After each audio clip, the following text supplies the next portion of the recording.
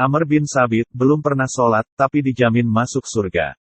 Kisah sahabat Amr bin Sabit atau yang dijuluki Al-Usyairim. Beriman sesaat sebelum perang, kemudian syahid dalam perang Uhud. Sebelumnya like subscribe channel ini supaya mendapat video kisah inspirasi terbaru dari kami yang kami angkat dari berbagai sumber dan kami sajikan dalam bentuk entertainment dan semoga menjadi ladang pahala bagi kita semua, karena semua kebenaran hanyalah milik Allah Subhanahu wa Ta'ala. Sahabat Amr bin Sabit belum pernah melaksanakan sholat seumur hidupnya. Tetapi ia dijamin masuk surga. Apa amalan yang membuatnya dapat jaminan surga itu? Nabi Muhammad SAW ibarat telaga Kausar, ungkap Gus Mus dalam salah satu tulisannya.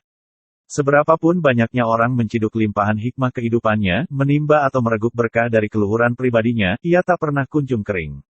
Kemuliaan pribadinya itu digambarkan oleh Allah sebagai tidak tahan melihat penderitaan umatnya, penuh perhatian terhadap mereka, dan sangat mengasihi dan menyayangi orang-orang yang beriman.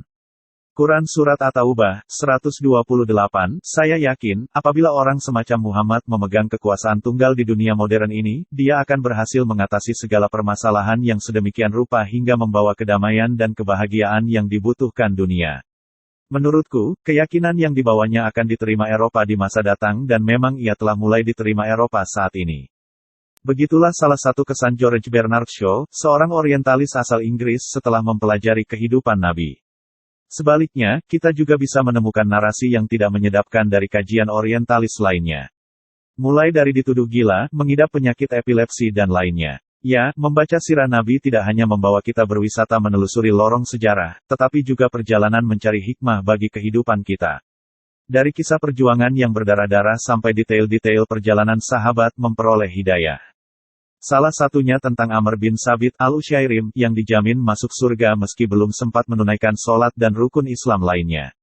Dikisahkan bahwa Mus'ab bin Umair dan Asad bin Zurarah merupakan duta Islam yang menyebarkan pertama kali risalah kenabian di Yasrib atau Madinah. Di antara kisah sukses dakwahnya, keduanya berhasil mengislamkan Bani Abdil Ashal, salah satu kabilah Aus yang dipimpin oleh Sa'd bin Mu'az. Seluruh penduduk kabilah itu, perempuan dan laki-laki, semuanya masuk Islam kecuali satu, Amr bin Sabit. Pada tahun 3 Hijriah 625, Amr bin Sabit Al-Usyairim mencari saudara-saudaranya yang telah pergi menuju Uhud.